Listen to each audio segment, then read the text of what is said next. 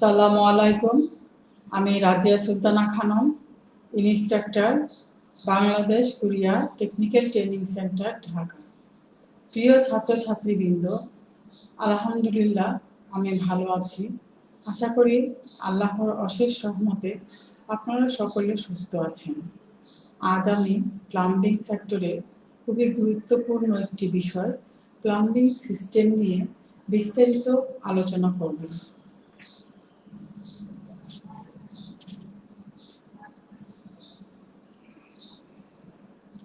আজকের লেসন থেকে আমরা জানতে পারব প্লাম্বিং সিস্টেম ব্যবস্থাপনা,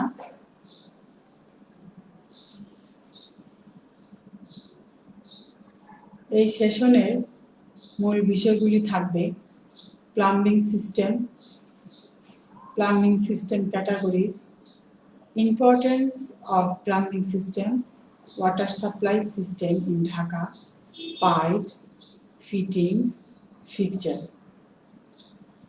আজকের এই লেসন থেকে লেসনের শিখন ফল হবে বা আপনারা যে বিষয়গুলি জানতে পারবেন, শিখতে পারবেন এবং করতে পারবেন, সেই বিষয়গুলি হচ্ছে প্লাম্বিং সিস্টেম ব্যবস্থাপনার বিস্তারিত আলোচনা, প্লাম্বিং সিস্টেমের শ্রেণীবিভাগ, ক্যাটাগরিজগুলি সম্বন্ধে বুঝতে পারবেন, জানতে পারবেন, প্লাম্বিং সিস্টেমের গুরুত্ব, প্রয়োজনীয়তা বুঝতে পারবেন, ঢাকা শহরের ওয়াটার সাপ্লাই সিস্টেমটার মূল চক্রটা বুঝতে পারবেন, পাইপস কি, পাইপের ক্লাসিফিকেশন শ্রেণীবিভাগ করতে পারবেন, পাইপের ব্যবহার সম্বন্ধে জানবেন, পাইপ শনাক্ত করতে পারবেন, ফিটিংস সম্বন্ধে জানবেন, ফিটিংস ক্যাটাগরিজগুলি বুঝতে পারবেন, ফিটিংস শনাক্ত করতে পারবেন এবং ফিটিংস ব্যবহার করতে পারবেন। ফিক্সচার কি, কোথায় ব্যবহার করা হয়, ফিক্সচারের ক্যাটাগরি সম্বন্ধে জানবেন এবং ফিক্সচার ব্যবহার করতে পারবেন।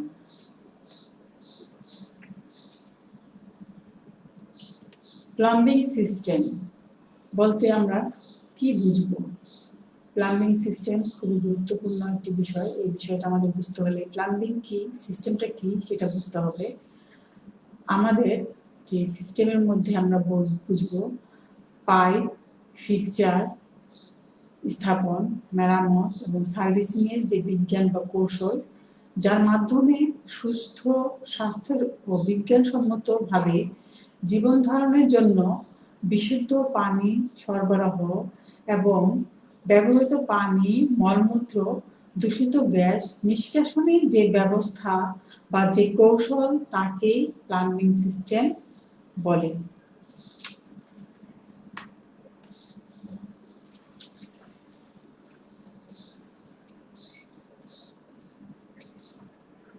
প্লাম্বিং সিস্টেমের ক্যাটাগরিটা মূলত প্লাম্বিং সিস্টেমের মধ্যে যে কাজসমূহ করা হয় সেই কাজসমূহগুলিকে বা যে সুবিধাগুলি পাওয়া হয় সেগুলোকে ভিত্তি করে একটা শ্রেণীভুক্ত করা যায়।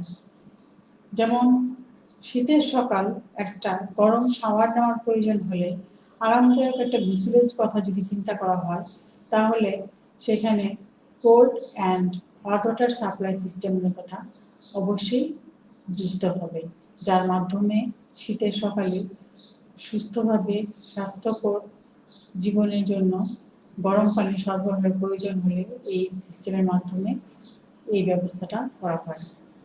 ড্রেনেজ সিস্টেম, পানি সরবরাহ করে যে ব্যবহৃত ময়লা, ধোঁয়ানি পানিগুলো থাকে সেগুলি নিষ্কাশনের জন্য যে ব্যবস্থাপনাটা করা হয় এই ড্রেনেজ সিস্টেমের মাধ্যমে।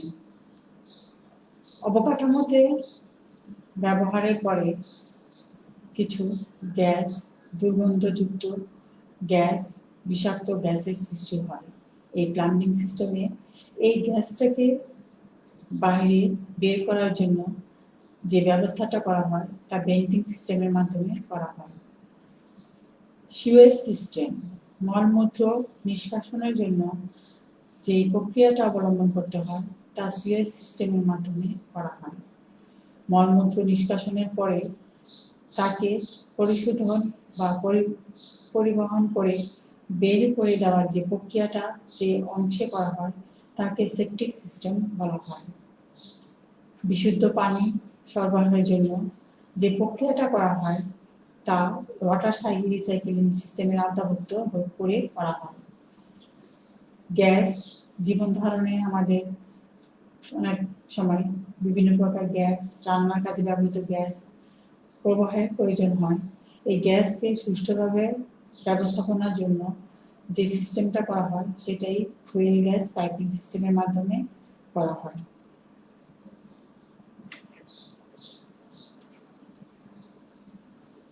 আমি আপনাদের অনুরোধ করব 5 সেকেন্ড চোখ বন্ধ করে একটু ভাবেন তো, আমরা কি প্লাম্বিং সিস্টেম ছাড়া একটা মুহূর্ত চলতে পারবো? একটা দিন কি শুরু করতে পারবো? প্রতিদিন সকালে ঘুম থেকে উঠে আমরা কি বিশুদ্ধ পানি ব্যবহার না করে ওয়াশরুমে না গিয়ে কি দিনটা শুরু করতে পারবো? না, আসলে কোনোভাবেই এই প্লাম্বিং সিস্টেমের সাথে জড়িত না হয়ে একটা দিনের কার্যক্রম শুরু করা সম্ভব নয়। প্লাম্বিং সিস্টেমে আমরা ব্যবহার করে স্বাস্থ্যকর পরিবেশ, নিরাপদ পানি এবং সুস্থভাবে জীবন ধারণের জন্য যে ব্যবস্থা তা অবশ্যই প্লাম্বিং সিস্টেমের মাধ্যমে করা হয়। উষ্ণ গোসলের জন্য ময়লা আবর্জনা নিষ্কাশন করার জন্য বিশুদ্ধ পানি সরবরাহের জন্য প্রয়োজন, এবং ব্যবহৃত পানি দূষিত ময়লা বর্জ্য নিষ্কাশনের জন্য সেটা নিষ্কাশন করে সুস্থসম্মত পরিবেশ রক্ষার জন্য, বিভিন্ন প্রকার রোগ থেকে রক্ষা করার জন্য এবং সংক্রমণ থেকে রক্ষা করার জন্য এ পর্যন্ত ইতিহাস পর্যালোচনা ভবিষ্যতে, বর্তমানে এবং অতীতে যে বিশ্লেষণ করা হয় সুস্থ জীবনের জন্য, তার সাথে প্লাম্বিং সিস্টেমটা অত্যন্ত ওতপ্রোতভাবে জড়িয়ে আছে এবং প্লাম্বিং এর গুরুত্ব অপরিসীম এবং এর প্রয়োজনীয়তা বলে শেষ করা যায় না। আমাদের বছরের 365 দিন, দিনে 24টা ঘন্টা, একটা মুহূর্ত আমাদের এই প্লাম্বিং সিস্টেম ছাড়া অতিবাহিত করা সম্ভব নয়। এর জন্য আমাদের জীবন ধারণে প্লাম্বিং সিস্টেম খুবই গুরুত্বপূর্ণ।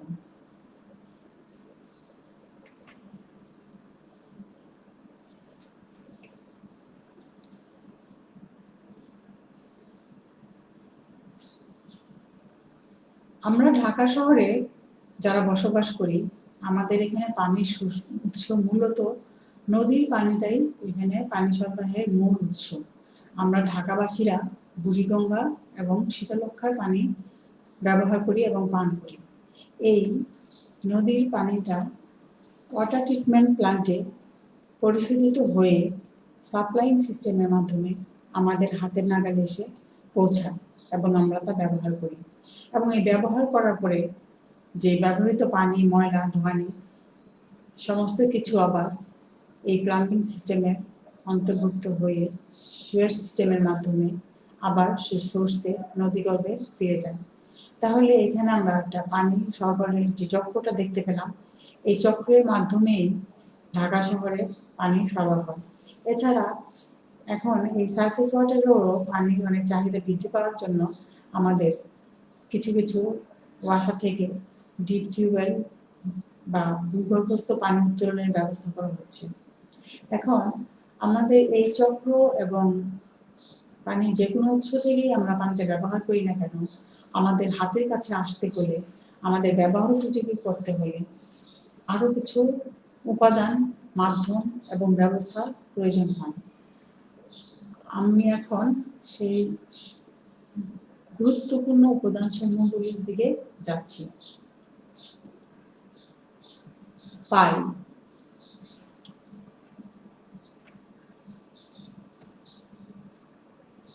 পাইপ যে গোলাকার নলাকার আবদ্ধ একটা এলিমেন্ট বা উপাদান, যার মাধ্যমে তরল এবং গ্যাস, তেল যে কোনো ধরনের তরল আবদ্ধ করে কোনো বাধাবিঘ্ন ছাড়া আমাদের উৎস থেকে ব্যবহার স্থল পর্যন্ত পরিবহনের জন্য যেই উপাদানটা গোলাকার নল লম্বা অংশটি ব্যবহার করা হয়, সেই অংশটিকে পাইপ।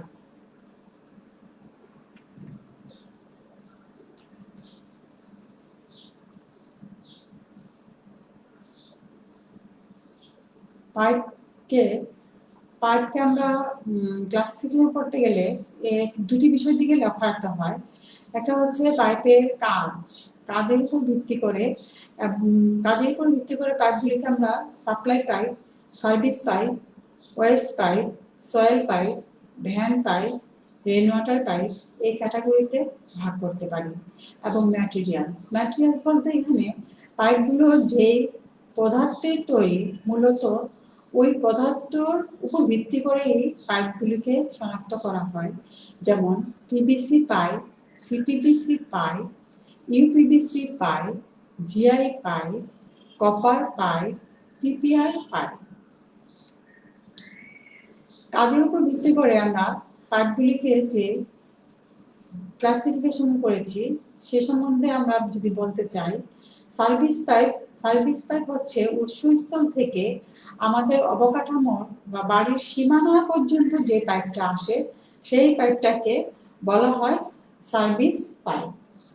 এবং সার্ভিস পাইপ আসার পরে যখন অবকাঠামোর ভিতরে চলে আসে এবং সেখান থেকে আমাদের যে ব্যবহারের স্থল, কিচেন, ওয়াশরুম, টয়লেট যেখান থেকে ব্যবহার করা হবে এ পর্যন্ত চলে আসলে পাইপ সমূহকে বলা হয় সাপ্লাই পাইপ।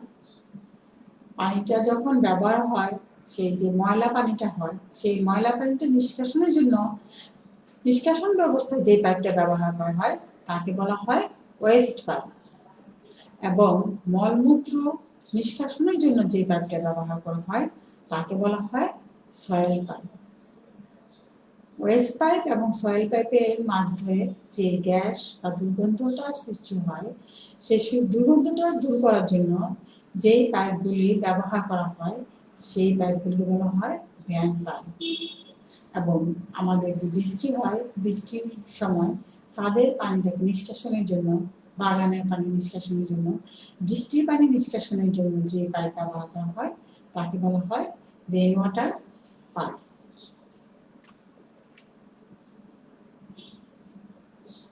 ম্যাটেরিয়ালস অনুযায়ী পাইপগুলির মধ্যে আমি বলেছি যে পাইপের যে ম্যাটেরিয়ালস তৈরি হয় তার উপর ভিত্তি করে নামকরণ।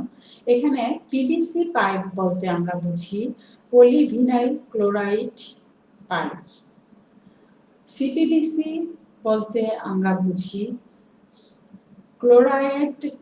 পলিভিনাইল ক্লোরাইড, ইউপিভিসি বলতে আমরা বুঝি আনপ্লাস্টিসাইজড পলিভিনাইল ক্লোরাইড, জিআই পাইপ বলতে আমরা বুঝি গ্যালভানাইজড আয়রন পাইপ, কপার দ্বারা তৈরি যে পাইপটা তাকে কপার পাইপ বলা হয়। পিপিআর পাইপ হচ্ছে পাইরোর পলিভিনাইল পিপিআর পাইপ।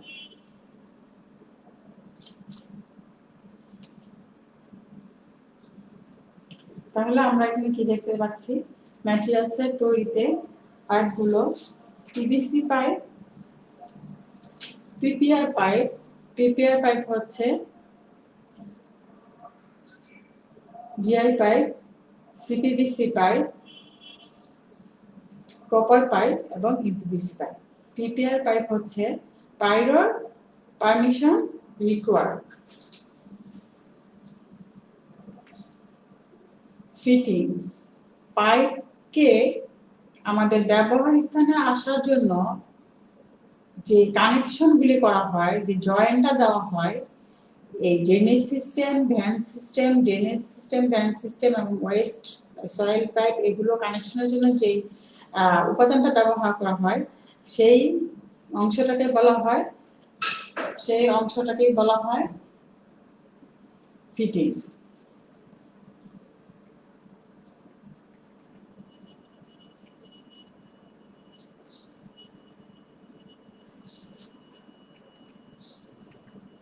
ফিটিংস গুলো ক্ষেত্র এবং পরিমাণ অনেক, এগুলি বিভিন্ন কাজের উপর ভিত্তি করে এগুলিকে ক্যাটাগরিজ করা হয়েছে, যেমন connections, shapes, supply line and connector, tubular drain fittings, bulb, shut off valves and valve faucet accessories faucet.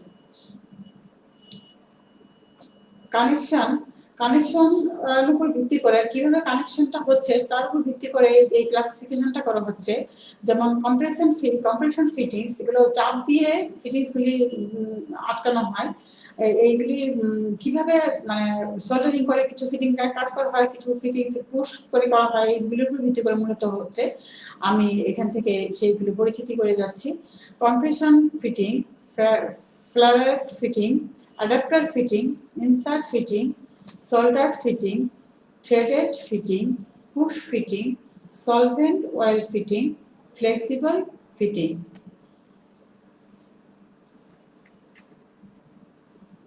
আমরা যখন সার্কিটগুলি জয়েন্টগুলি যখন তৈরি করি, এই জয়েন্টের আকৃতি দেওয়ার জন্য আকৃতির কাজের সময় যে ফিটিংসগুলি ব্যবহার করা হয় সেগুলি শেপসের ক্যাটাগরিতে অন্তর্ভুক্ত করা হয়েছে। এখানে ক্যাপ যখন একটি লাইনের সংযোগ সাময়িকভাবে বা স্থায়ীভাবে বন্ধ করা হয় সেখানে ক্যাপ ব্যবহার করা হয়। এই ক্যাপের ভিতরের দিকে থ্রেড কাটা থাকে। প্লাগও এই সাময়িকভাবে কানেকশন বন্ধ রাখার জন্য ব্যবহার করা হয় ক্যাপের মতন। এইটাও এই ক্যাপের বাইরের দিকে থ্রেড কাটা থাকে। ক্যাপ এবং প্লাগ একই কাজ করে, কিন্তু এদের পার্থক্য শুধু এটাই যে ক্যাপের ভিতরে থ্রেড কাটা থাকে আর প্লাগের বাইরে থ্রেড কাটা থাকে। আর ক্লিন আউট প্লাগ, এটাও ক্যাপ এবং প্লাগের মতনই কাজ করে। এটার শুধু পার্থক্য হচ্ছে যে আমরা যে স্কোয়ার অংশটুকু দেখতে পাচ্ছি ক্লিন আউট প্লাগের, সেই অংশটুকুতে থ্রেড কাটা থাকে। এলবো, যখন কোনো লাইনের কৌণিকভাবে বাঁকানোর প্রয়োজন হয় নির্দিষ্ট কোণে, তখন এলবো ব্যবহার করা হয়। যেমন 90 ডিগ্রি, 60 ডিগ্রি, 45 ডিগ্রি, 30 ডিগ্রি, বিভিন্ন অ্যাঙ্গেলে যদি নির্দিষ্ট অ্যাঙ্গেলে যদি প্রয়োজন হয় তখন এই এলবো ব্যবহার করা হয়। এলবোর মধ্যে আছে elbow, drop ear elbow, street elbow, sweep reducing elbow. যখন একটি কোণে বড় পাইপ থেকে ছোট পাইপের প্রয়োজন হয় তখন রিডিউসিং এলবোটা ব্যবহার করা হয়। এবং এই এলবোর মতনই দেখতে এবং কৌণিক দিক পরিবর্তনের জন্য ব্যবহার করা হয় আছে ব্যান্ড, কিন্তু ব্যান্ডটা নির্দিষ্ট অ্যাঙ্গেলে ব্যবহার করা হয় না। আমাদের প্রয়োজন অনুযায়ী আমরা যে কোনো অ্যাঙ্গেলে ব্যবহার করার জন্য তখন আমরা ব্যান্ড ব্যবহার করি। টি, যখন একটা পাইপ কানেকশনের 3 দিকে লাইন যাওয়ার প্রয়োজন হয় তখন টি ফিটিংসটা ব্যবহার করা হয়। এর মধ্যে আছে টি, স্যাডেল টি, রিডিউসিং টি, স্যানিটারি টি, ক্লিন আউট টি। কাপলিং কয়েকটা ক্যাটাগরি আছে: reducer coupling, repair coupling, adapter coupling. Coupling মূলত লাইনের ভার্টিক্যাল এবং হরিজন্টাল লাইনের বর্ধনের কাজে, দুটো পাইপের কানেকশনে বর্ধনের কাজে ব্যবহার করা হয়। বুশিং, এছাড়া আছে বুশিং ক্রস, যেখানে আমরা পাইপ কানেকশনে 4টা দিকে লাইন যাওয়ার প্রয়োজন হয়, 4টা জয়েন্ট দেওয়ার প্রয়োজন হয়, তখন সেইখানে ক্রস ব্যবহার করা হয়। ওয়াই ব্যান্ড, নিপল, যখন একটা ফিটিংসের লাইনকে একটু বর্ধিত করার প্রয়োজন হয়, ফিটিংস এবং পাইপের যে কানেকশন থেকে লাইনটাকে বর্ধিত করার প্রয়োজন হয়, সেখানে নিপল ব্যবহার করা হয়। এছাড়া আছে ফ্লোরের যে ফ্লোরটা এর সাথে কানেকশনের জন্য ব্যবহার করা হয় floor flange, closet flange, offset closet flange. এছাড়া আছে ইউনিয়ন এবং ট্রানজিশন ইউনিয়ন। ইউনিয়ন খুবই গুরুত্বপূর্ণ একটি অংশ, যেখানে পাইপের সংযোগগুলি একটা ফিকচার বা একটা ফিটিংসের সাথে বা এই ধরনের সংযোগগুলি যখন হয় বা যেখানে বেশি বেশি রিপেয়ারিং এর কাজ হয়, সেক্ষেত্রে অবশ্যই একটি ইউনিয়ন সংযোগ করতে হয়। এর ফলে সম্পূর্ণ পাইপলাইনটি খুলে ফেলার প্রয়োজন হয় না, শুধুমাত্র যে অংশটি প্রয়োজন সেই অংশটি খুলে কাজ করা যায়।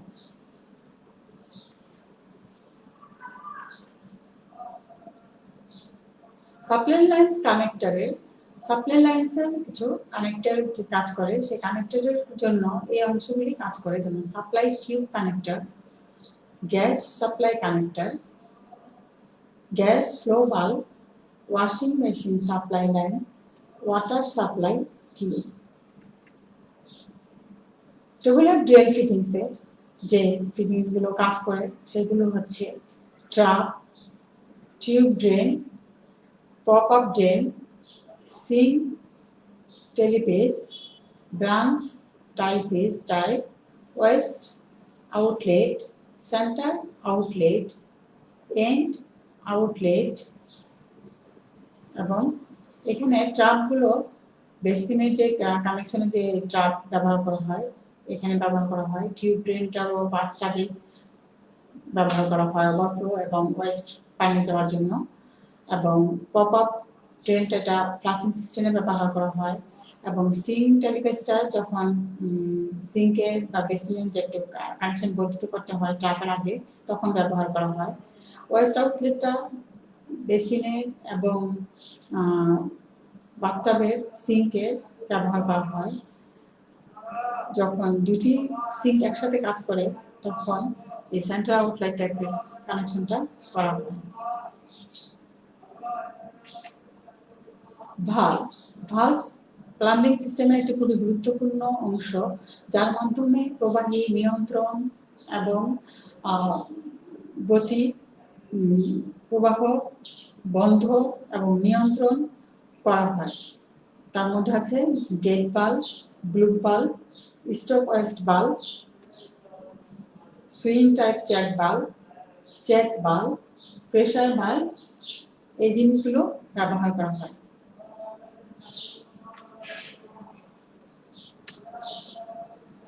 শাট অফ বাল্ব এন্ড রাফ ফসেটের মধ্যে আছে শাট of bulb, saddle bulb, hose bit, boiler drain bulb, seal cock, air hardening.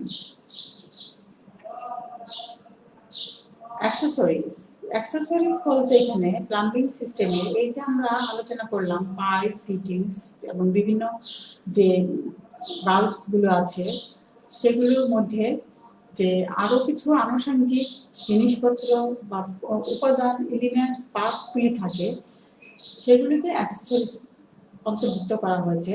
যেমন পাইপগুলি আটকানোর জন্য পাইপ স্ট্রিপ ব্যবহার করা হয়, হোজ ক্ল্যাম্প লাগে, টিউব ক্ল্যাম্প লাগে, পাইপ ক্ল্যাম্প ব্যবহার করা হয়, পাইপ হ্যাঙ্গার ব্যবহার করা হয়। এই ধরনের অংশগুলিকে অ্যাক্সেসরিজ বলা হয়। এছাড়া যেমন টাওয়াল রেল, মিরর ক্লিপ, এই সমস্ত জিনিসগুলিও অ্যাক্সেসরিজের অন্তর্ভুক্ত।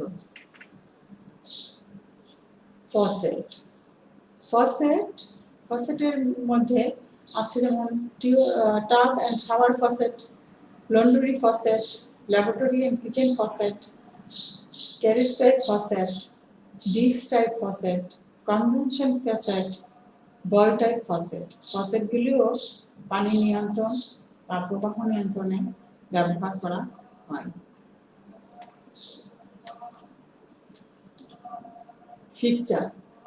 ফিচার আমরা এ পর্যন্ত যে পানির উৎস থেকে পাইপের মাধ্যমে ফিটিংস কানেকশন করে বিভিন্ন অ্যাক্সেসরিজ ব্যবহার করে এত সব করার আয়োজনই হচ্ছে এই পানি সরবরাহ বা গ্যাস বা তরল ব্যবহার উপযোগী করার জন্য নিয়ে আসা। কিন্তু কোথায় নিয়ে আসলাম?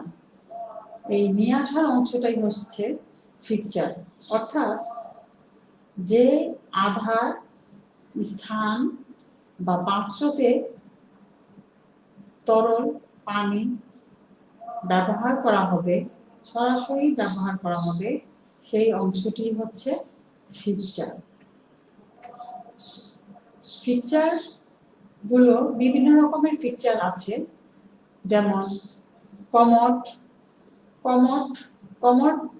কমোডের মধ্যে আবার বিভিন্ন টাইপের কমোড আছে। এটা এখানে ডব্লিউসি প্যান, হাই কমোড বা লো ইন্ডিয়ান টাইপ প্যান, এটা মলমূত্র সরাসরি ত্যাগ করার জন্য কমোড বা প্যান ব্যবহার করা হয়।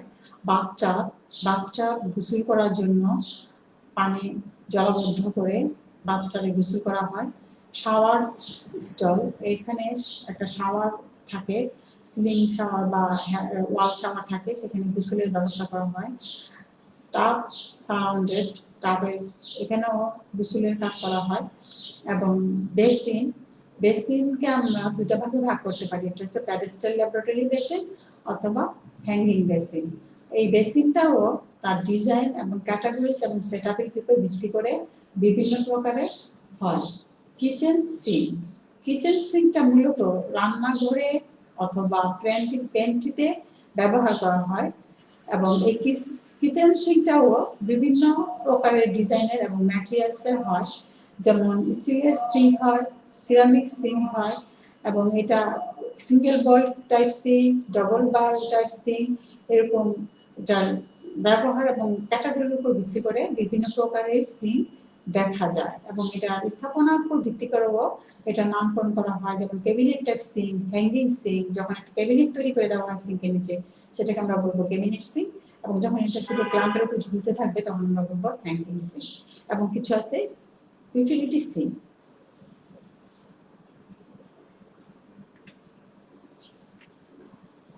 এখানে আপনাদের যে কোনো কোশ্চেন থাকে সেটা বলতে পারেন, তবে আমি আপনাদের সবার অবগতের জন্য বলছি, প্লাম্বিং সেক্টরের যে কোনো চাকরি ক্ষেত্র হোক, ব্যবসা ক্ষেত্র হোক, পরীক্ষা পাস করার জন্য হোক, এই অংশটা থেকেই বেশিরভাগ প্রশ্ন হয়, যেমন প্লাম্বিং সিস্টেম কি, প্লাম্বিং সিস্টেমে কত প্রকার ভাগ করা হয়েছে, প্লাম্বিং এর যে ক্যাটাগরিজ গুলো, প্লাম্বিং এর পানির উৎসগুলো কি, তারপর হচ্ছে পাইপ কি, পাইপের ক্লাসিফিকেশন কত কত ভাগ করা হয়েছে, প্রত্যেকটি পাইপকে আবার আলাদা ভাগে পাইপের যে সংক্ষিপ্ত প্রশ্ন আসতে পারে, যেমন পিভিসি কি, সিপিভিসি কি, ইউপিভিসি কি, এই অ্যাব্রিভিয়েশন গুলো আছে, পিপিআর কি, এবং কোন পাইপে কোথায় ব্যবহার করা হয়, এই এখান থেকে সংক্ষিপ্ত প্রশ্নগুলি আসতে পারে। এবং ফিচার কি, পাঁচটি ফিক্সারের নাম, ফিটিংস কি, ফিটিংস এর নাম পাঁচটি, বাল্বের নাম, অ্যাক্সেসরিজ কিছু হয়তো একটা বলে দিল, এটা কি ফিচার, ফিটিংস না অ্যাক্সেসরিজ, এই ধরনের মাল্টিপল চয়েসের কোশ্চেনগুলি কিন্তু এই অংশ থেকে আসতে পারে। এবং এটা সব ক্ষেত্রেই যদি এই অংশটুকু ভালোভাবে আয়ত্ত করা যায় তাহলে প্লাম্বিং পরীক্ষা সংক্রান্ত বা পরীক্ষা পাস সংক্রান্ত বা চাকরি সংক্রান্ত যে ক্ষেত্রে যে প্রশ্ন হবে এই অংশ থেকেই সমস্ত প্রশ্নগুলির উত্তর ভালোভাবে আয়ত্ত করতে পারলে ভবিষ্যতে কোনো সমস্যা হবে না। এরপরেও যদি কারো কোনো প্রশ্ন জানা থাকে তাহলে করতে পারেন। আজকের এই প্লাম্বিং সিস্টেম ব্যবস্থাপনার বিষয়গুলি বোঝার জন্য, আমার সাথে থাকার জন্য আপনাদেরকে অনেক ধন্যবাদ, এবং আগামী সেশনে আজ পর্যন্ত সকলের সুস্থতা এবং মঙ্গল কামনা করে আমি আজকে এখানে আমার সেশন শেষ করছি। আল্লাহ হাফেজ।